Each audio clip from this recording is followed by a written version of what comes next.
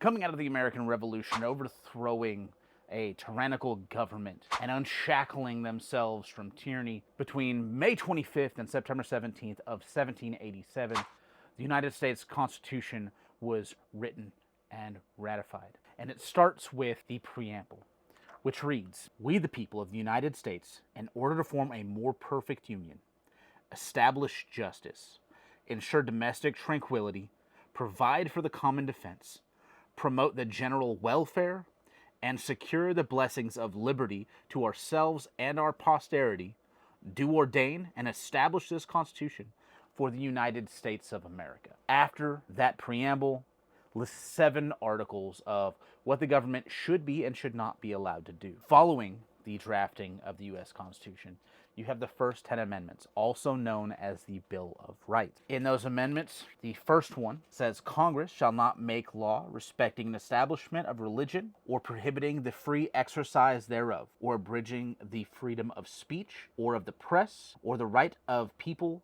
peacefully to assemble and to petition the government for a redress of grievances." The Second Amendment, which is what we're mostly going to be talking about, states, "A well-regulated militia being necessary to the security of a free state, the right of the people to keep and bear arms shall not be infringed."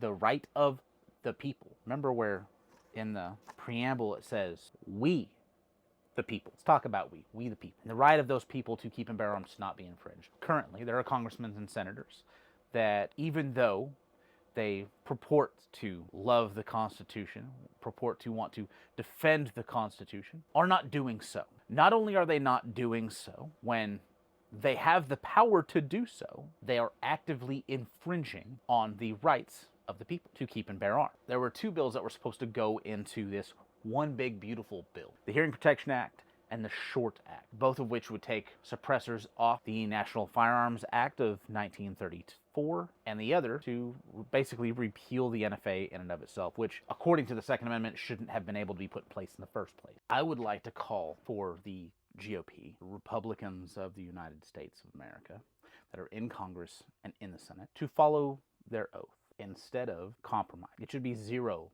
compromise. Your right should not be negotiable. According to the Constitution, shall not be infringed. It means that the government in which you are supposed to work for, the American people, shall not be infringed. It means not your responsibility to try to govern. They were endowed by our Creator. Unfortunately, according to the NFA, if I were to place this 300 blackout upper, because it is not 16 inches or longer, onto a rifle lower, that would make me a felon. If this rifle had a barrel length that was shorter than 16 inches, this rifle would be a felon for up to a $250,000 fine and 10 years in prison, because this was this much shorter. So would the Founding Fathers have considered that rifle strange, unusual? No.